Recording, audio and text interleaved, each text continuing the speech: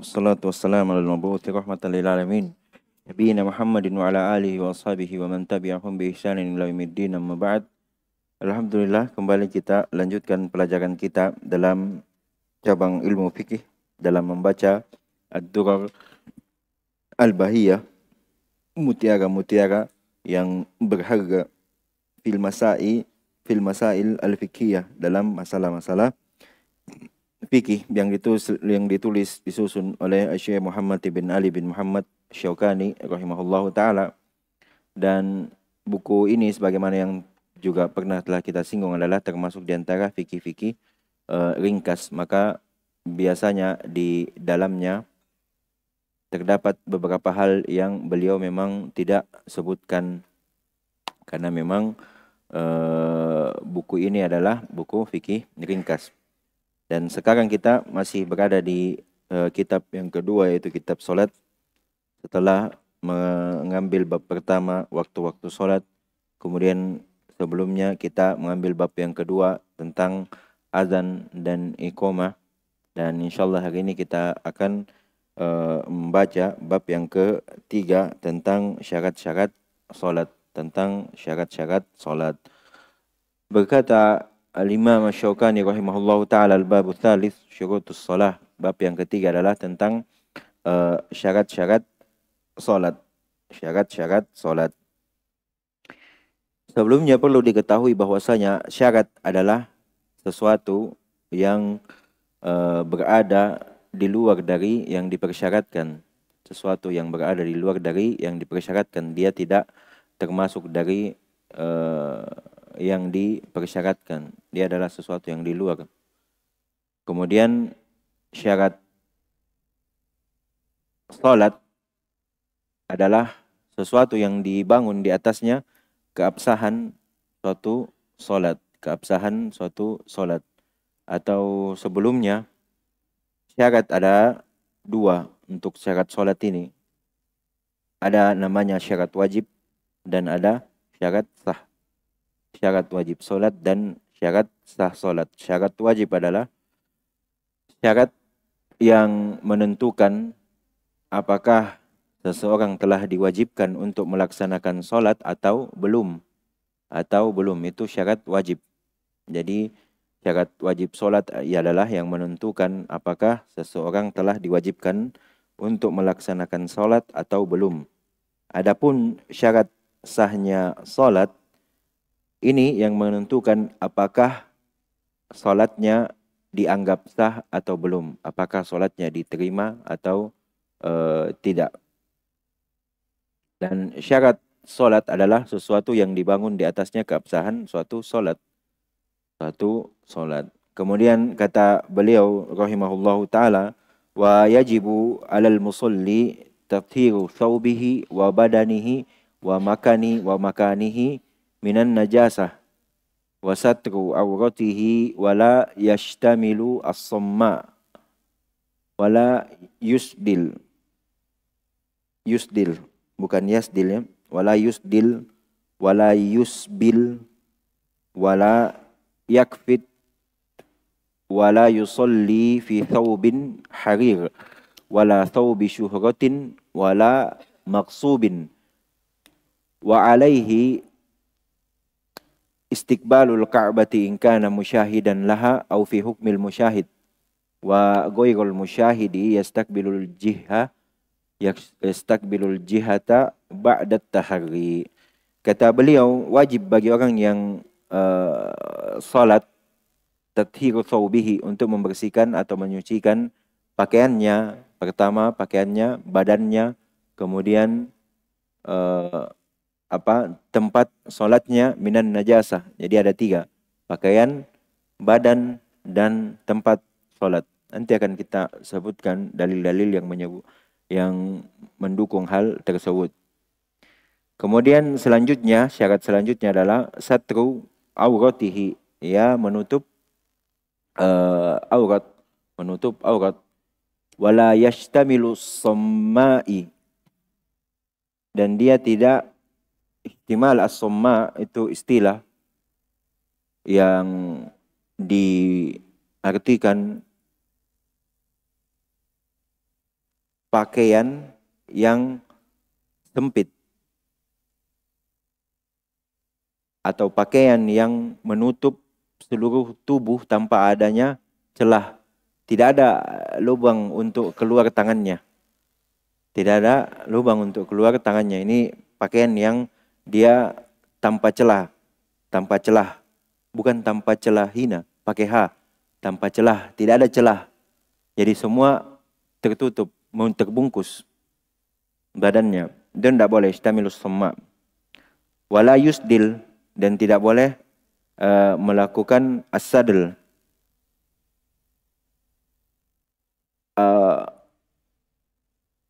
As-sadl itu misalkan apa namanya?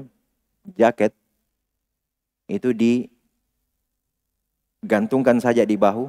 Tapi tidak masuk tangannya. Itu sadl namanya. Ataukah syal atau selendang dijulurkan saja ke bawah. Tanpa dililit di leher. Itu yang dikatakan sadl. Wala yusbil isbal ma'ruf. Di tengah-tengah kita. Menjulurkan pakaian bagian melewati mata kakak. Mata kakak lagi. Mata kaki. Mata kakak. Matanya orang. Selanjutnya. Wala yukfit. Tidak boleh menggulung. Al-kaf. Di sini dua. Pakaian dan rambut. Kalau rambut berarti tidak boleh mengikat. Al-kaf. Pada pakaian nanti akan datang penyebutannya.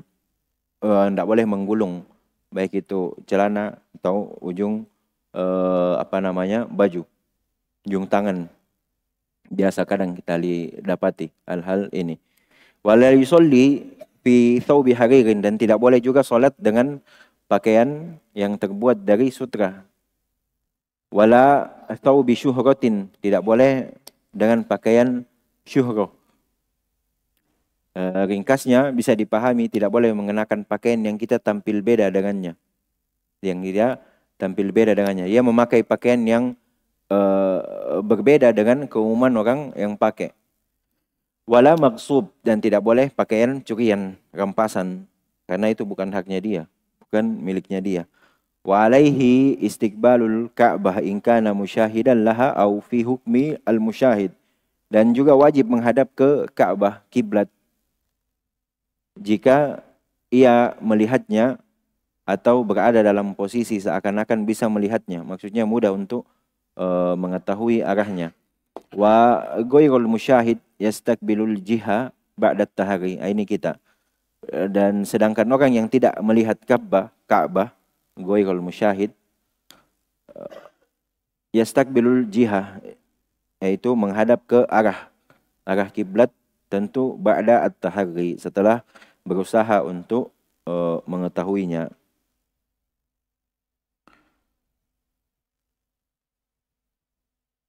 Selanjutnya, yang tadi telah kita singgung bahwasanya syarat dalam solat itu ada syarat wajib.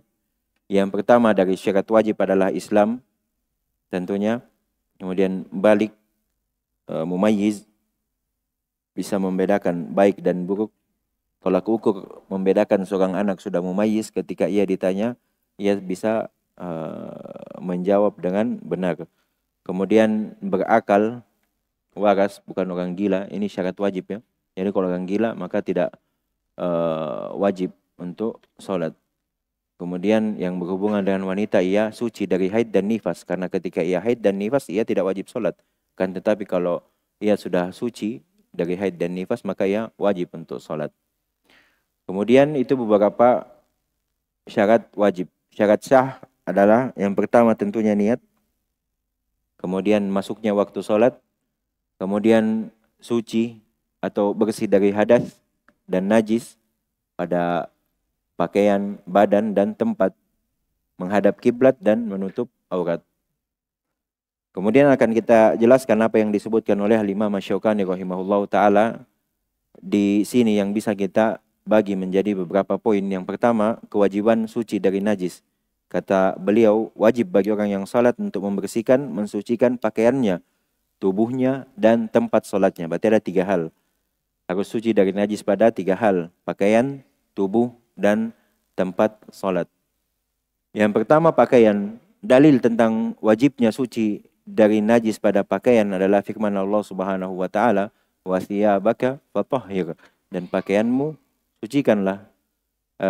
Dan tentunya ini dibangun di atas salah satu penafsiran ayat, karena memang banyak penafsirannya. Banyak penafsiran dari ayat tersebut. Salah satunya adalah yang menafsirkan sucikan pakaian dari najis.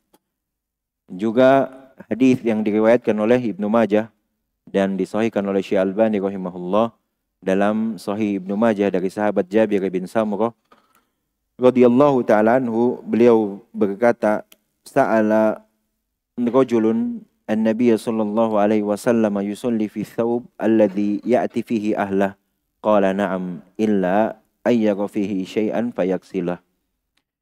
Seorang lelaki datang bertanya kepada Rasulullah sallallahu alaihi wasallam tentang bolehkah seseorang itu salat dengan mengenakan pakaian yang ia kenakan ketika berhubungan dengan istrinya. Maka Rasulullah menjawab, boleh, kecuali, ini yang menjadi syahid kita, kecuali melihat ada sesuatu padanya, yaitu najis.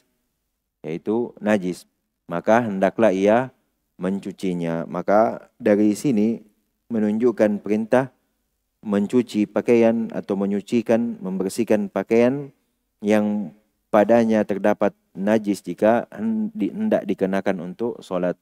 Wajib hal ini untuk kita lakukan.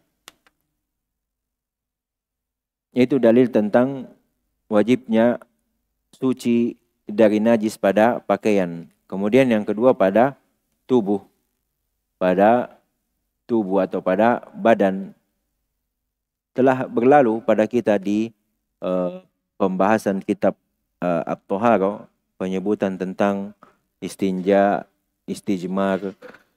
Nah, itu menunjukkan wajibnya kita untuk membersihkan diri kita dari najis, Dan juga di antara dalil yang menyebutkan hal tersebut adalah apa yang diriwayatkan oleh Imam Bukhari dan Imam Muslim dari sahabat Abdullah bin Abbas radhiyallahu anhuma, tatkala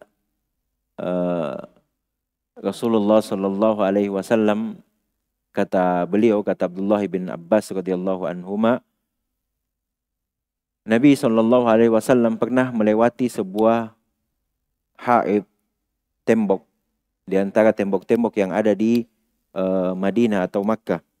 Kemudian beliau sallallahu alaihi wasallam mendengar suara dua orang yang sedang disiksa dalam kuburnya. Maka Nabi sallallahu alaihi wasallam bersabda, keduanya disiksa dan keduanya tidak disiksa itu karena perkara yang besar. Maksudnya menurut pandangan mereka. Lalu beliau bersabda, mereka yang satunya disiksa, diadab karena tidak menjaga dirinya dari najis. Maksudnya ia tidak, maksudnya dari sisa kencingnya. La yastatiru min baulihi. Tidak menjaga dirinya dari najis, dari sisa kencingnya. Ya sembarangan saja, tidak cebok ketika kencing.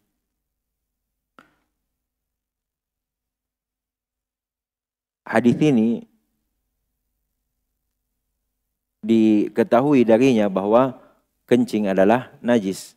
Kencing adalah najis karena disebutkan bahwasanya seseorang disiksa karena tidak menjaga dirinya dari sisa kencingnya. Ia tidak menjaga atau tidak cebok dari setelah buang air, berarti badannya tidak suci. Ada najis terdapat pada dirinya. Ini menunjukkan wajibnya menyucikan badan dari najis. Dan sebagai faidah, karena hadisnya lewat, hadis ini biasa digunakan orang karena lanjutan hadisnya itu sebenarnya di sebagian riwayat Rasulullah menyiramkan air. Kalau di riwayat yang kita bacakan ini adalah Rasulullah SAW mengambil pelepah kurma, kemudian membelah duanya, menyimpan di setiap kuburan tersebut. Kemudian ditanyakan kenapa dilakukan, kata Rasulullah SAW, semua dengan itu mereka diringankan azabnya. Dari hadis ini kadang sebagian orang menjadikannya dalil mereka menyiram ketika datang ke kuburan. Maksudnya berziarah ke kuburan. Masalahnya adalah Seakan-akan kalau kita melakukan hal itu berarti kita tahu bahwa yang ada di bawah kubur ini diazab. Ini kan Nabi yang lakukan, beliau tahu, beliau wahyu apa yang beliau lakukan, bukan sekadar hawa nafsunya. Maka ini diantara kesalahan-kesalahan orang dalam memahami hadis, dan juga tentu memberi semangat bagi kita untuk memberi motivasi kepada kita untuk semangat dalam belajar agar terhindar dari kesalahpahaman dalam memahami dalil-dalil yang ada. Faedah lewat. Kemudian selanjutnya itu tadi hadis yang menyebutkan tentang wajibnya kita suci dari najis pada tubuh. Yang pertama pakaian, yang kedua tubuh, kemudian yang ketiga adalah pada tempat sholat. Dan yang menunjukkan akan wajibnya suci dari najis pada tempat sholat adalah hadis yang diriwayatkan oleh Imam Bukhari dan Imam Muslim dari sahabat Anas bin Malik radhiyallahu taala anhu. Kita sudah sering sekali mendengarkan hadis ini tentang seorang Arab Badui yang datang kencing di masjid. Kemudian pada saat Arab Badui ini kencing, sahabat yang ada di situ sebagian sangat keras dalam menegurnya. Namun Nabi SAW membiarkan, jangan diganggu. Dan setelah selesai kencing, ini yang menjadi syahid kita. Ini yang menjadi syahid kita. Maka amarun Nabi SAW bidanubin mimma'in fa'uhriqu alaihi. Rasulullah memerintahkan untuk didatangkan seember air, lalu air itu disiramkan di atas tempat bekas tersebut. Di mana Arab Badui ini kencing? Di masjid. Nah, ini yang menjadi dalil. Harusnya tempat sholat itu bersih dari najis. Berdasarkan dalil-dalil yang sudah kita sebutkan di atas, maka kita katakan bahwa wajib untuk menyucikan diri dari najis pada pakaian, badan, dan tempat yang hendak digunakan untuk menegakkan sholat. Kemudian poin yang kedua adalah ucapan beliau, wa satru auratihi. Ia juga wajib untuk menutup auratnya. Di antara dalil yang menunjukkan hal ini adalah firman Allah Subhanahu wa taala, "Ya bani Adam khudhu zinatakum inda kulli masjid." Wahai anak cucu Adam, ambillah perhiasan kalian ketika kalian memasuki masjid. Perhiasan yang dimaksud di sini adalah pakaian. Tidak boleh seseorang masuk ke dalam masjid sedangkan ia dalam keadaan tidak berpakaian. Maka dipersyaratkan seseorang itu menutup auratnya. Juga dalam hadis yang diriwayatkan oleh Imam Bukhari dan Imam Muslim, dalam pendalilan saya berusaha untuk mendatangkan hadis-hadis Bukhari dan Muslim. Kalau tidak dari keduanya, maka pasti saya sebutkan siapa yang menguatkan hadis tersebut. Karena hukum itu dibangun di atas hadis-hadis yang sahih. Hukum tidak dibangun di atas hadis-hadis yang lemah. Kadang hadis-hadis yang lemah dibawakan oleh para ulama itu hanya untuk mendukung. Itu hanya untuk mendukung pendalilan, bukan sebagai asal. Kewajiban menutup aurat setelah ayat tadi, juga hadis yang diriwayatkan oleh Imam Bukhari dan Imam Muslim dari sahabat Abu Hurairah radhiyallahu taala anhu, Rasulullah sallallahu alaihi wasallam bersabda, "Wala yatufa bil baiti uryan." Dan janganlah tawaf di Ka'bah dalam keadaan telanjang. Maka menunjukkan mafhum yang dipahami adalah wajib menutup aurat. Ia harus berpakaian yang menutup auratnya. Juga datang dalam hadis yang diriwayatkan oleh Abu Daud, At-Tirmidzi, An-Nasa'i dalam Sunan Al-Kubra dan Ibnu Majah, yang dihasankan oleh Syekh Al-Albani rahimahullahu taala dalam Irwa Al-Ghalil dari sahabat Muawiyah bin Haidah radhiyallahu taala anhu, ia berkata, "Ya Rasulullah, auratuna ma na'ti minha wa ma nadhar." Qala, "Ihfad auratak illa min zawjatika aw ma malakat yaminuk." Muawiyah bin Haidah berkata, "Wahai Rasulullah, bagian aurat kami, apa yang boleh kami tutupi dan apa yang boleh kami biarkan terbuka. Maka beliau bersabda, jagalah auratmu. Perintah menunjukkan wajib. Kecuali dari istrimu dan dari hamba sahaya, maksudnya budak perempuan. Ya, tentu pada zaman itu. Sekarang sudah tidak ada lagi. Dalil ini menunjukkan akan pentingnya menjaga aurat. Dan terkhusus dalam solat, ada hadis yang diriwayatkan oleh Abu Daud, Ibnu Majah, dan Tirmidzi yang disahihkan oleh Asy Albani rahimahullahu taala dalam Sahih Ibnu Majah dari Ummul Mukminin Aisyah radhiyallahu taala anha dari Rasulullah sallallahu alaihi wasallam, beliau bersabda, la yaqbalullahu salata haidin illa bi khimar. Allah Subhanahu wa taala tidak menerima salat seorang perempuan yang telah haid, telah dewasa, bukan salat perempuan yang sedang haid karena memang dia enggak salat.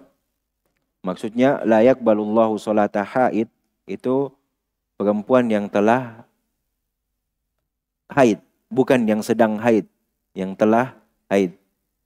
Illa bi khimar, kecuali ia menggunakan khimar, apa yang menutup kepala wanita dan seluruh tubuhnya. Ini dalil khusus yang menyebutkan tentang wajibnya menutup aurat ketika salat, dan juga di luar salat tetap wajib. Kata Rasulullah di hadis sebelumnya, kecuali pada istri dan budak yang dimiliki. Inilah dalil-dalil yang menunjukkan akan wajibnya menutup aurat. Tentu masih banyak lagi dalil-dalil yang menguatkan akan hal tersebut. Namun insyaallah apa yang sudah disebutkan itu mencukupi yang dimaksudkan. Yang ketiga adalah larangan menggunakan pakaian yang tidak syar'i. Kata beliau, wala yashtamilu as-samma'i wala yasdilu wala yusbilu wala yakfitu wala yakfit. Sampai situ. 4. Ada 4 larangan mengenakan pakaian dengan sifat-sifatnya. Yang pertama adalah istimal as-samma, larangan mengenakan pakaian yang menutup seluruh tubuh, yang tidak ada celah untuk keluar tangan. Pokoknya semua tertutup, tidak ada celahnya. Yang kalau ini dipakai, dimaklumi ada gerakan-gerakan dalam sholat. Nah, ketika ia ingin menggerakkan tangannya, maka kalau dia pakai pakaian ini, hal itu akan menyingkap sebagian dari auratnya. Padahal sudah disebut tadi, wajib untuk menutup aurat. Maka pakaian yang seperti ini dilarang. Dalilnya juga datang dalam hadis riwayat Imam Bukhari dari sahabat Abu Sa'id Al-Khudri radhiyallahu taala anhu. Beliau berkata, "Naha Rasulullah sallallahu alaihi wasallam an istimalis somma." Rasulullah sallallahu alaihi wasallam melarang mengenakan istimal as-somma. Itu tadi istimal as-somma yang sudah kita jelaskan, pakaian yang menutup seluruh tubuh yang tidak memiliki celah padanya. Yang kedua adalah wala yusdil as-sadl. Larangan mengenakan pakaian dengan cara as-sadl, menjulurkan pakaian, atau yang contohnya tadi seperti syal, itu diletakkan di leher kemudian ia biarkan menjuntai, atau jaket misalkan ia lingkarkan saja di bahunya tanpa memasukkan tangan di jaketnya. Larangan ini datang dalam hadis yang diriwayatkan oleh Abu Daud yang disahihkan oleh Syekh Albani rahimahullahu taala dalam Sahih Al-Jami' dari sahabat Abu Hurairah radhiyallahu taala anhu. Beliau berkata, anna Rasulullah sallallahu alaihi wasallam naha 'anis sadal fis shalah, dalam salat, bahwa Rasulullah sallallahu alaihi wasallam melarang kita melakukan as-sadal dalam salat, Kemudian selanjutnya kata beliau, wala yusbil, larangan mengenakan pakaian isbal yang melewati mata kaki,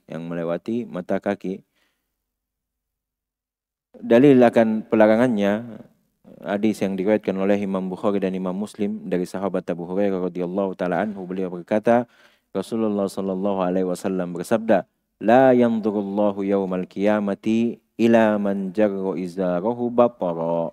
Allah tidak akan melihat pada hari kiamat kepada orang yang menyeret pakaiannya dalam keadaan sombong. Maksudnya menyeret pakaiannya yang melewati dari mata kakinya. Dan secara jelas juga hadis yang diriwayatkan oleh Imam Bukhari dari sahabat Abu Hurairah radhiyallahu taala anhu dari Rasulullah sallallahu alaihi wasallam, beliau bersabda, "Ma asfala minal ka'bain," ini yang biasa kita dengar. "Ma asfala minal ka'baini minal izari fa finnar." Apa yang berada di bawah kedua mata kaki dari al-izar, dari sarung, maka ia berada di neraka. Ancaman yang ditujukan pada orang yang melewati kedua mata kaki ketika berpakaian. Tentu ini untuk laki-laki. Untuk laki-laki. Kemudian kata beliau, wala yakfit, larangan mengenakan pakaian yang digulung dan larangan mengikat rambut. Hal ini tentu berdasarkan hadis yang diriwayatkan juga oleh Imam Al-Bukhari dan Imam Muslim dari sahabat Abdullah ibn Abbas radhiyallahu anhuma, bahwa Rasulullah sallallahu alaihi wasallam bersabda, "Umirtu an asjuda ala sab'ati a'dhumin 'alal jabhah wa asyara biyadihi ala anfihi wal yadaini wa rukbatain wa atrafil qadamain." Yang menjadi syahid adalah selanjutnya, wala nakfit athiyaba wasya'r. Kata beliau sallallahu alaihi wasallam, saya diperintahkan untuk sujud di atas 7 tulang di atas dahi, dan beliau memberi isyarat dengan hidungnya. Berarti dahi dan hidung terhitung satu. Kemudian di atas 2 tangan, 2 lutut dan 2 ujung kaki. Dan terakhir kata beliau, dan kami diperintah agar tidak menggulung pakaian atau mengikat rambut. Poin yang keempat adalah tentang larangan mengenakan pakaian tertentu saat sholat. Ucapan beliau rahimahullahu ta'ala, wala yusolli fi thawbi harir wala thawbi syuhratin wala maghsub. Ada tiga. Yang pertama adalah pakaian dari sutra. Yang kedua adalah pakaian asyuhra. Kemudian yang ketiga adalah pakaian curian. Adapun larangan mengenakan pakaian dari dari sutra datang dari hadis yang diriwayatkan oleh Imam At-Tirmidzi yang disahihkan oleh Syekh Albani rahimahullahu taala dalam Sahih Tirmidzi dari sahabat Abu Musa Al-Asy'ari radhiyallahu taala anhu, beliau sallallahu alaihi wasallam bersabda, "Hurrima libasul hariri wad dhahab ala dhukuri ummati wa uhilla liinathihim." Diharamkan memakai sutra dan emas bagi laki-laki dari umatku dan dihalalkan bagi perempuan mereka. Jadi larangan ini khusus untuk laki-laki. Juga di sana ada dalil yang menyebutkan akan siapa yang mengenakan sutra di dunia maka ia akan diharamkan di akhirat. Yang menunjukkan akan larangan mengenakan sutra. Yang kedua adalah kata beliau, wala thawbi syuhrah. Larangan mengenakan pakaian syuhrah. Pakaian syuhrah adalah pakaian yang tidak dikenakan oleh kebanyakan orang. Maksudnya mau tampil beda. Biar dilihat kapang.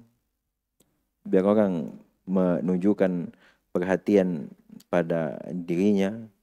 Yang tentu ini adalah perbuatan yang tidak terpuji.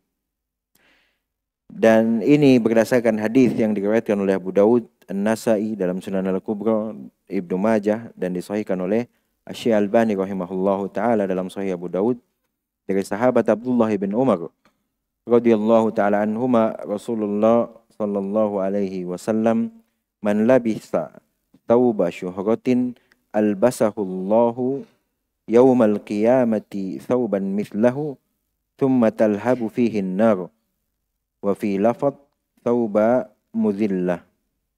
Kata beliau, barang siapa yang mengenakan pakaian syuhrah, pakaian untuk tampil beda, maka Allah akan mengenakannya pakaian serupa pada hari kiamat.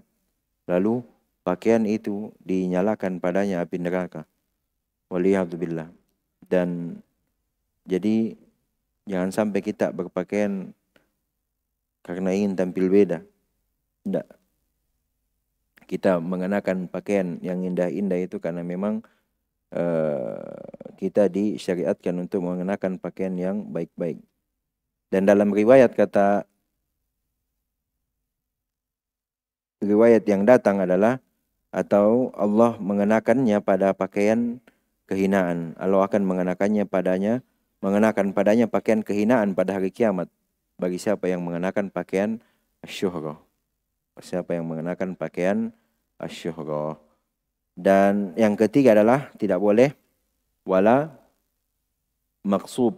Tidak boleh mengenakan pakaian yang dicuri, yang bukan miliknya. Isi pendalilannya tentu sangat jelas, sebab pakaian tersebut adalah bukan miliknya.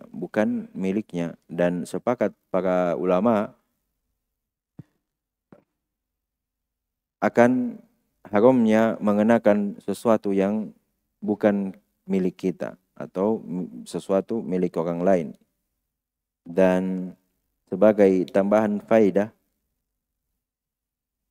pengharaman terhadap pakaian itu ada 3 jenis. Yang pertama, ditinjau dari asal pakaiannya. Contohnya tadi sutra, asalnya memang sudah haram bagi laki-laki ya. Kemudian yang kedua, karena sifat dari pakaiannya. Di antara contohnya adalah panjang melewati mata kaki, isbal. Dan yang ketiga, haram karena cara mendapatkannya. Maksudnya pakaiannya bukan sutra, pakaiannya tidak isbal, tapi bukan dia punya, dia pakai, maka tetap haram. Maka perlu diperhatikan hal ini. Kemudian yang terakhir, syarat yang terakhir kata beliau rahimahullahu ta'ala, wa alaihi istiqbalul ka'bah in kana musyahidan laha au fi hukmi al-musyahid. Al-musyahid itu al-musyahid. Al-musyahid wa ghairu musyahid yastakbilu al-jihata ba'da tahari. Wajib menghadap Ka'bah kiblat jika ia dapat melihatnya. Maksudnya orang yang mampu melihat Ka'bah yang di Mekah, maka ia wajib langsung menghadap ke arah kiblat tersebut. Atau berada dalam posisi seakan-akan ia melihat, atau fi hukmi al-musyahid, seakan-akan ia melihat. Maksudnya mudah ia menentukan arah atau letak atau posisi Ka'bah, maka ia juga tetap wajib menghadap ke Ka'bah. Kemudian orang yang tidak bisa melihat Ka'bah seperti kita, ia cukup menghadap ke arah kiblat saja. Tentu setelah berusaha untuk mengetahuinya. Kemudian dalil akan wajibnya menghadap kiblat adalah firman Allah Subhanahu wa taala, "Qad nara taqalluba wajhika fis sama' falanuwalliyannaka qiblatan tardaha fawalli wajhaka syatral masjidil haram wa haitsuma kuntum fawallu wujuhakum syatrah." Sungguh kami telah nara taqalluba wajhik, kami melihat wajahmu wahai Nabi Muhammad fis sama', maka falanuwalliyannaka qiblatan tardaha, maka pasti akan kami palingkan engkau ke kiblat. Fawalli wajhaka ini menjadi syahid kita. Fawalli wajhaka syatral masjidil haram. Hadapkanlah wajahmu ke arah Masjid Al-Haram. Yang diinginkan di sini adalah Ka'bah. Wa haitsu ma kuntum fawallu wujuhakum syatrah. Juga didapati dalam hadis yang diriwayatkan oleh Imam Bukhari dan Imam Muslim dari sahabat Abu Hurairah radhiyallahu taala anhu dalam hadis orang yang salah dalam salatnya, kemudian ketika selesai salat ia berdatangi Rasulullah sallallahu alaihi wasallam, kemudian diperintahkan agar kembali untuk mengulangi salat karena sesungguhnya kamu belum salat, kata Rasulullah. Hingga ketiga kalinya ia berkata, maka ajarkan kepadaku wahai Rasulullah tentang salat. Maka Rasulullah sallallahu alaihi wasallam bersabda, idza kumta ila sholati fa asbigil wudu thumma takbili al-qiblah. Apabila engkau berdiri hendak melaksanakan salat, maka sempurnakanlah wudu, kemudian menghadap ke kiblat, kemudian menghadap ke kiblat. Orang yang melihat Ka'bah atau secara langsung atau seakan-akan bisa melihatnya, maka wajib baginya menghadap ke badan Ka'bah. Wajib baginya menghadap atau mengarah ke badan Ka'bah. Adapun orang yang tidak melihat Ka'bah secara langsung seperti kita misalkan, maka ia cukup menghadap ke arah kiblat setelah berusaha mengetahuinya. Sebagaimana hadis yang diriwayatkan oleh Tirmidzi, An-Nasai dan Ibnu Majah yang disahihkan oleh Syalbani rahimahullah dalam Sahih Ibnu Majah dari sahabat Abu Hurairah radhiyallahu taala anhu, Rasulullah sallallahu alaihi wasallam bersabda, "Ma bainal masyriqi wal maghrib kiblah." Apa yang berada di antara timur dan barat adalah kiblat. Ini untuk di Makkah dan Madinah. Kalau kita mau amalkan hadis ini pada kita, maka tempat kiblat kita berada di arah barat. Kalau kita amalkan hadis ini berarti antara timur dan barat berarti apa? Utara atau selatan. Maka yang tidak mengarah ke arah kiblat, tidak mengarah ke arah kiblat karena kita kiblat kita berada di arah barat, maka yang dalam hadis berada di antara utara dan selatan. Berarti di antara utara dan selatan. Kiblat jika kita mampu mengetahui secara pasti arah kiblat itu, maka wajib mengarah padanya. Wajib mengarah padanya. Namun jika tidak bisa mengetahui secara pasti, maka beramal dengan hadis tersebut. Dicari saja antara utara dan selatan jika kita yang berada di Indonesia. Jika kita berada di Indonesia. Banyak hadis-hadis yang menjelaskan akan hal-hal tersebut tentang syarat-syarat sholat disebutkan di sini, dan tetapi sudah insyaallah apa yang telah kita baca, telah kita ambil sudah mencukupi dan insyaallah telah mewakili apa yang disebutkan oleh Al-Imam Asy-Syaukani rahimahullahu taala. Insyaallah kita lanjutkan lagi di pertemuan yang akan datang. Semoga Allah mudahkan bagi kita untuk senantiasa beramal dan semangat dalam menuntut ilmu. Innahu waliyudzalika wal qadiru ilaih. Naktafi bihadzal qadar. Subhanakallahumma wa bihamdika asyhadu an la ilaha illa anta astaghfiruka wa atubu ilaik. Alhamdulillahirabbil alamin.